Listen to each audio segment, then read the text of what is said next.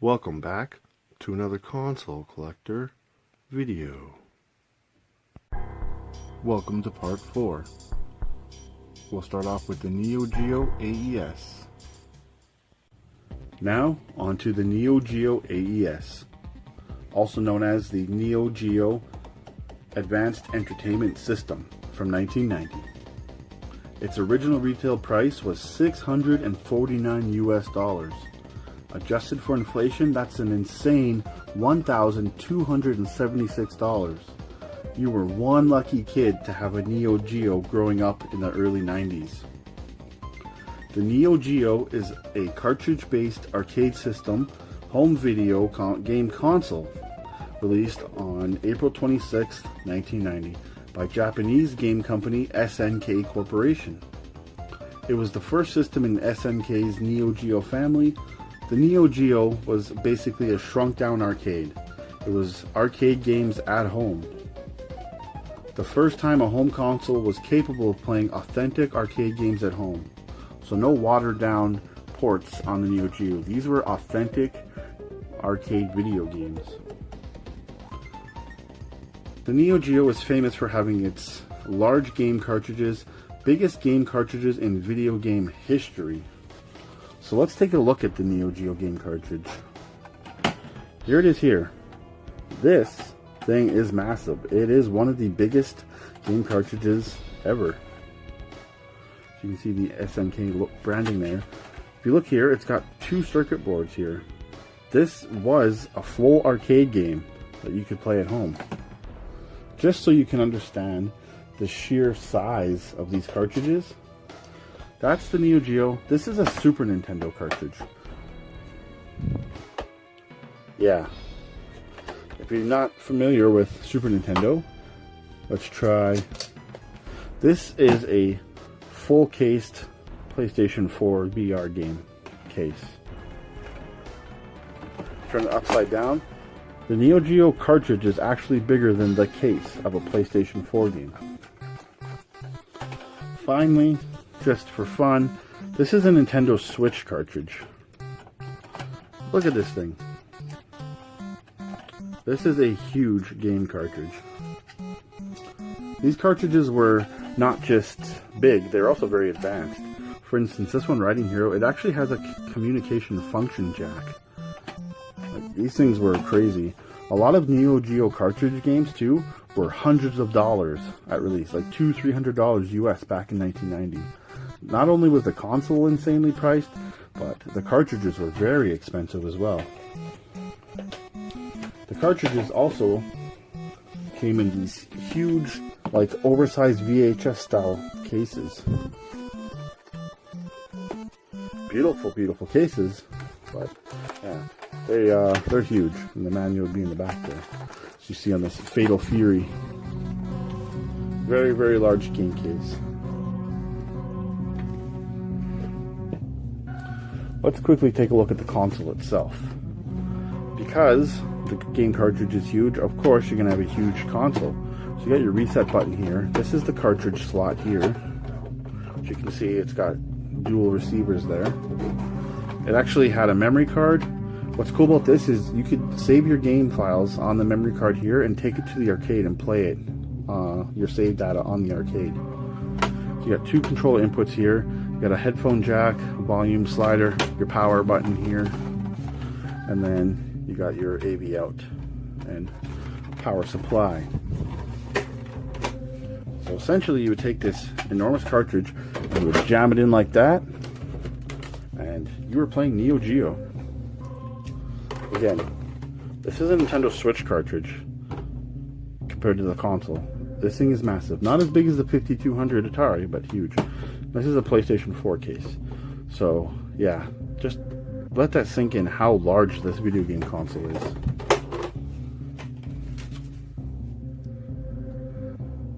So, let's talk about the Neo Geo's controller. The Neo Geo used a genuine arcade-style controller. It had an authentic arcade joystick and buttons.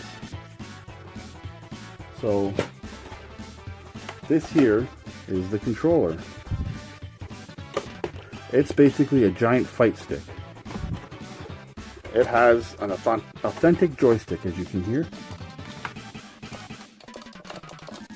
You could hammer on this thing. Yeah, this thing is an arcade stick. Basically, yeah, this entire system is a home arcade. Again, for comparison, for how large this controller is,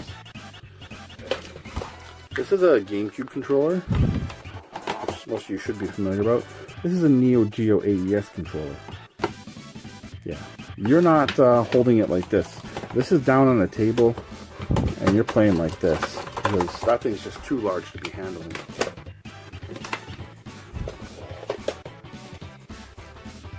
Alright. So the AES was popular at home with games like Fatal Fury, King of Fighters, and the classic run and gun series Metal Slug. The rarest game on the Neo Geo is King of Fighters 2000. The best-selling game was Samurai Spirits, and the final game released for the Neo Geo AES was Samurai Showdown V Special. The craziest thing about the Neo Geo is the price tag, obviously. The Neo Geo was actually considered the Lamborghini of video game consoles, being that its hefty price tag of $650 in 1990. However, it was the most powerful home video game console ever released at the time. So this was top tier, the highest version like console you could get. There was nothing better than the Neo Geo in the early 90s, hence the very expensive price tag. Now we take a look at the legendary Super Nintendo from 1991.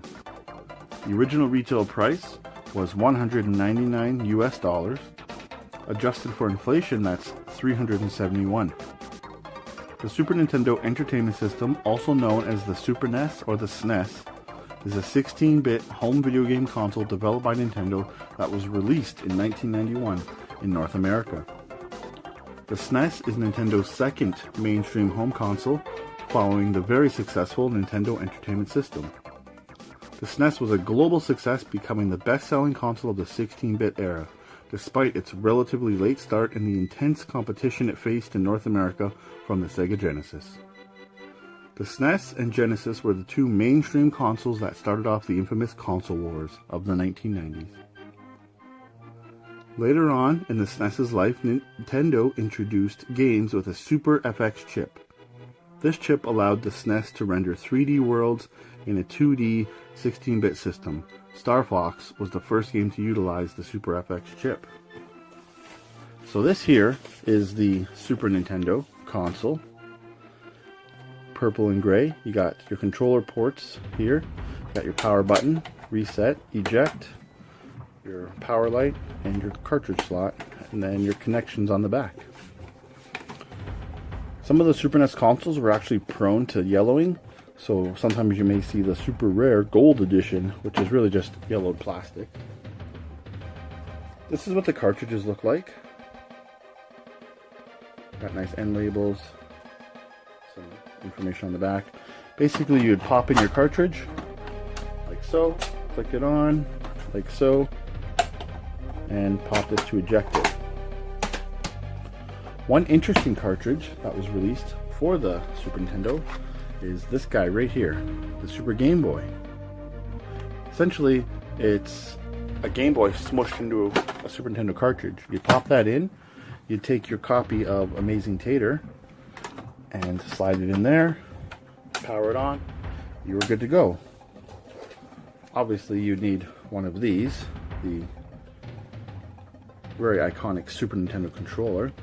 Got your D-pad, start, select, your A and B. They added the Y and X button, which these always look like M&M's and those rocket candies, I thought when I was a kid. Then you got your two shoulder buttons. And that's the Super Nintendo console itself. So, later on, in 1997, nearly a year after the launch of the N64, Nintendo released a redesign of the Super Nintendo, commonly known as the SNES Junior. That's this guy right here.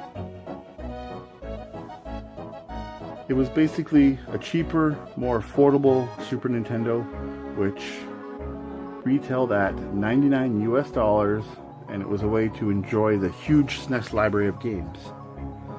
Now, along with the redesign of the console, the controller actually got a slight difference. It's got the Nintendo word stamped here on the top, opposed to being just printed on here. So just a little bit of information for the folks out there. Original controller, SNES Junior controller. Alright, so if you look in the back here at this guy, that is the Super Nintendo Super Scope. The Super Nintendo, in its lifespan, had several accessories, including the Super Scope, which was similar to the NES's light gun. It's basically a giant bazooka light gun accessory. So, if we fast forward to September 2017, Nintendo released a successor to the very popular NES Classic Edition with the SNES Classic Edition for $79.99 US. The SNES Classic came with 21 built-in Super Nintendo video games, including the first official release of Star Fox 2, which was cancelled shortly before its planned release in 1996. The unit also came with 2 controllers packed in, opposed to the single controller that was packed in with the NES Classic. Both the NES and SNES Classics faced large shortages at launch and were subject to scalpers selling them at 2 to 3 times the original price. That's the SNES Classic here. It's literally just a micro emulator console packed full with these Super NES games. It's actually really great if you want to get into the Super Nintendo at an affordable price. Highly recommend it. So let's just pop in Pocky and Rocky 2 again, and we'll wrap up the Super Nintendo.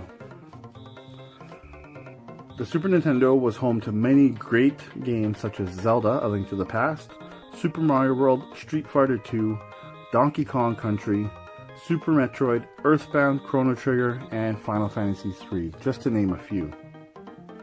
The rarest game for the Super Nintendo is the Exertainment Speed Racer Duo Kart. The bestseller was Super Mario World, and the last game released was NBA Live 98. So that wraps up the legendary Super Nintendo from 1991. Up next is a rare console that is fairly unknown, the CDI from 1991. Its original retail price was $1,000 US. Adjusted for inflation, that's $1,819. The CDI was one of the most expensive video game consoles at launch of all time. The CDI is an interactive multimedia CD player developed and marketed by Philips and was released late 1991. It was created to provide more functionality than an audio CD or a game console, but at a lower price than a personal computer with a CD-ROM drive. Several versions of the CDI were made, from the front-loading to the top-loading systems, such as the top-loading Magnavox CDI you see here. So this is the Magnavox CDI top loader, and as it sounds, you load the CD from the top.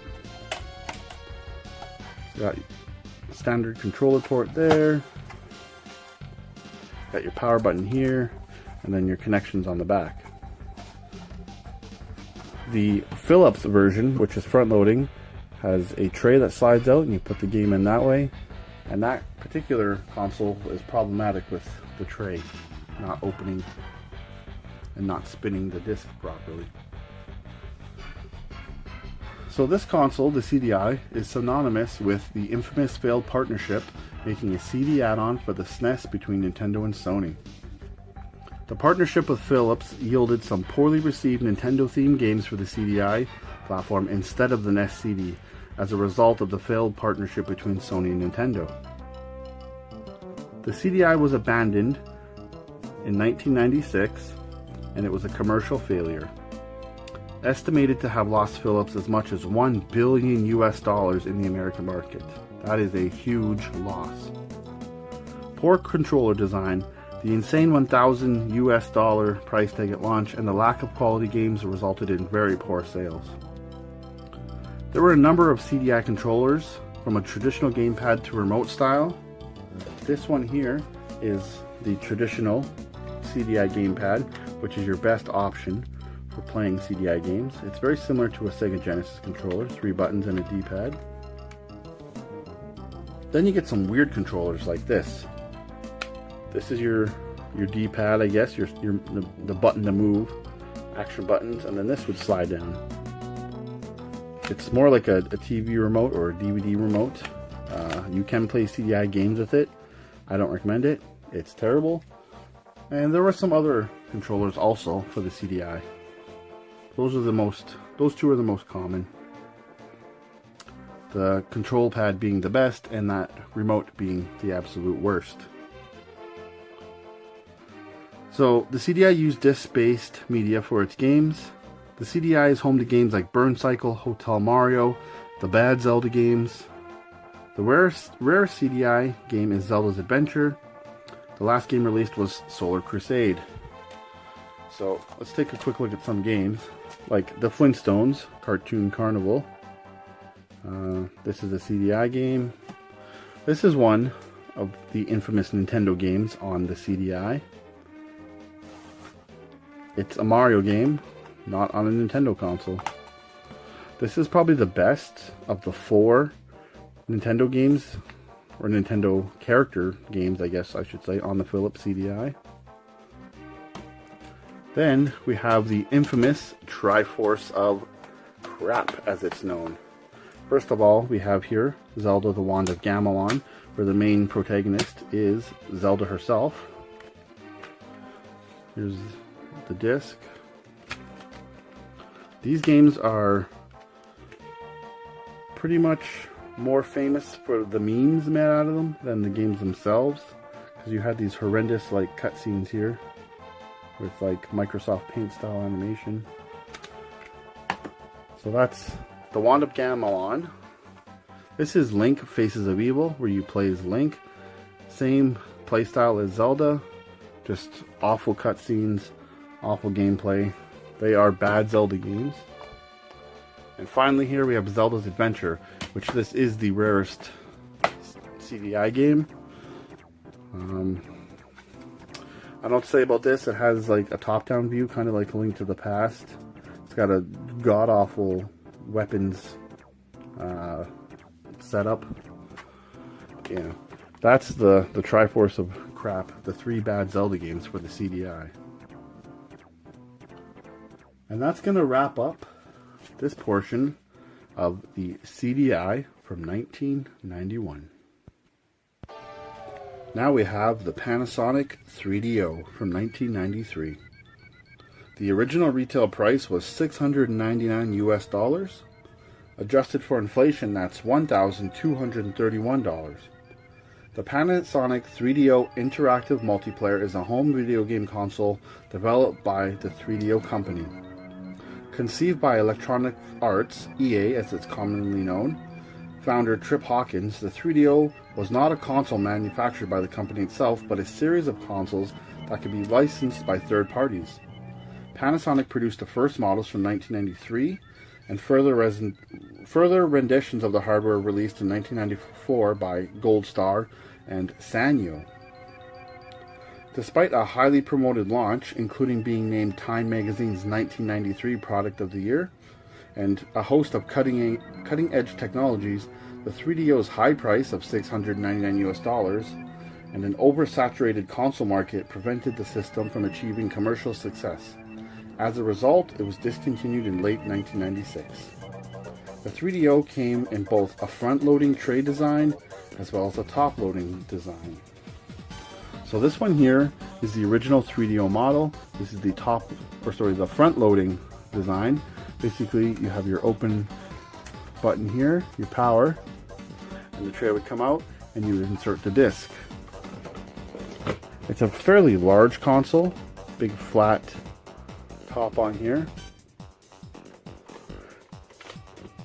It was marketed as the future of the console, essentially. You had real interactive games like Virtuoso and Corpse Killer, which were all pre-recorded scenes with real actors that you could interact with. This one here is the top-loading 3DO model. So similar to the CDI, just flips open like so, pop your game in. The games came in long boxes, as you see there, and this is what the discs look like. This is the infamous Plumbers Don't Wear Ties. That is voted one of the worst games of all time. So the 3DO was a fallen victim of the console wars. The 3DO used CD-based media for games. It had a standard-looking controller that had a built-in headphone jack. Due to the console not having a second controller port, additional controllers had to be plugged into each other for multiplayer games. So this is the standard 3DO controller, similar to the Genesis, I guess. And then here you have the headphone jack and your own volume button. And then here we got some shoulder buttons. And this is where you'd plug in the second controller. So basically, you would daisy chain the controllers together for multiplayer. Street Fighter was on this console, and I've heard stories where if you were winning, someone would just yank their controller, and then your controller would go flying out of your hand because they're all daisy chained together. Some of the games that were seen on the 3DO were Gex, Road Rash, Corpse Killer, and the infamous Plumbers Don't Wear Ties. The rarest 3DO game is Dino Park Tycoon. The best seller was Gex, and the final released game was Starfighter. So that's the Panasonic 3DO from 1993. Alright, that's the end of part 4. Stay tuned to part 5.